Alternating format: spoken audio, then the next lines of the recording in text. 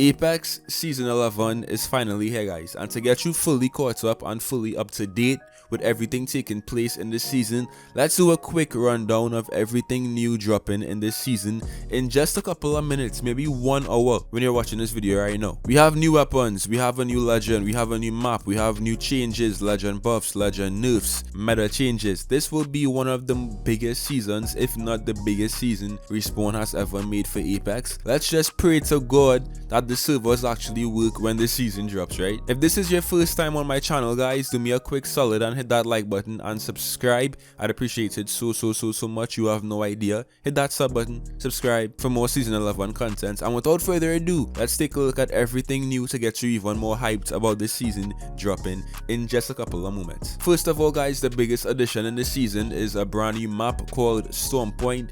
This is the biggest map Apex has ever produced, right? It's a huge map, it looks insane, it's tropical, and as someone who actually lives in the Caribbean, this already is my favorite map in the game. Now, this map only has one huge jump tower, and they've replaced all of the smaller jump towers with gravity cannons. So actually what this will do is reduce the amount of third parties in this game, because everyone can just like easily access a jump tower and fly from one POI to another POI, unless you have, of course, Valk on your team. But this map looks insane. Everybody who actually got to play this map in the content creator like session said it's a really fun and well designed map. So yeah, we'll see. A new map is always fun. Next up, guys, we have Ash, who is the brand new legend in season 11, and her abilities are insane. So her ultimate basically lets you create an instant portal. It's a one-way portal though. Her tactical is kind of like an arc star, a very slow moving arc star that basically tethers enemies when enemies get too close, and her passive actually shows you the location of recent death boxes,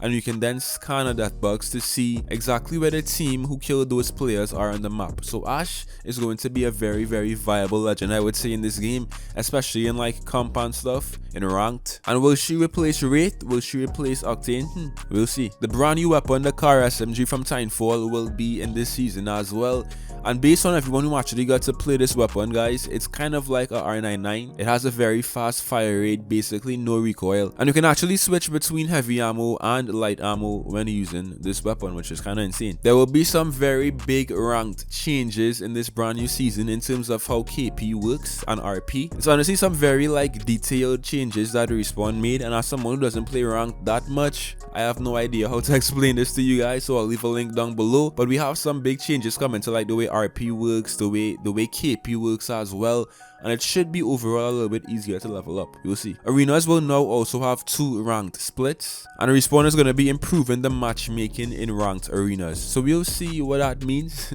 or how it's improved. But Respawn also plans to like slowly but surely make arenas a lot more fun, a lot more engaging, and throughout the season I think we'll see more attention placed on arenas, because as we all know, it kind of fell off. Arenas kind of fell off, if we're being real. So legend buffs, guys. First of all, we have Wattson, who is getting an insane legend buff, basically a legendary work actually. So Wattson's fences, right? Respawn is increasing the damage on crossing a Wattson fence by 33%, so from 15 damage to 20 damage, which is a decent increase, I would say. 20 damage now for crossing a Wattson fence. They increased the debuff duration on crossing a Wattson fence by 100%, so 1.5 to 3 seconds now, which basically means that if you cross a Wattson fence now, you'll be completely just like immobile and stunned for 3 whole seconds, which is enough time to kill you. Like if you're up against a very good Wattson, or like let's say you go into a room with a full team and you cross a Wattson fence, you're dead. You're dead. There's no question about it now, guys.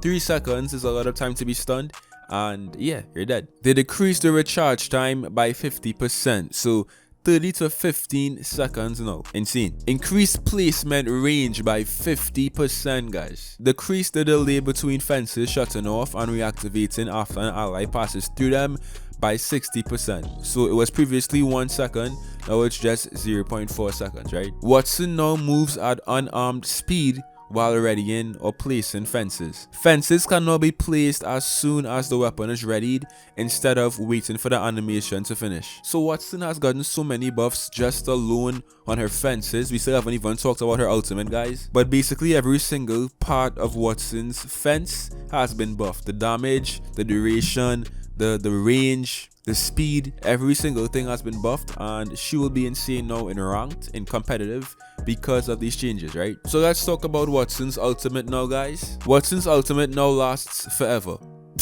Simply put, guys, the pylon will now last forever. It previously only lasted for 90 seconds. They also increased the pylon shield recharge rate by 150% and smooth regenerate. So basically, you'll be recharging your shields a lot faster now when you're actually around Wattson's pylon, which is insane. A 150% increase, which is a very, very big increase, and you most likely will see a noticeable difference in game because of this buff, right? Respawn also made some very subtle nerfs as well. So for example, the pylon only has 250 shields now to like distribute. It doesn't distribute unlimited shields anymore. So let's say you and your teammates are around Wattson's ultimate now, you'll only be able to get 250 shields between you and your teammates, and once that's up, you have no more shields to get. So it's a good way to balance it out, because imagine if you had like unlimited shields for the entirety of the game, because the ultimate doesn't even disappear anymore. So I guess Respawn found a very decent way to like balance it out and not make it too insane. And that's basically it for Legends, guys. Wattson was really the only main character in this game who got a buff. In terms of weapons, the EVA 8 has a very small buff coming, guys,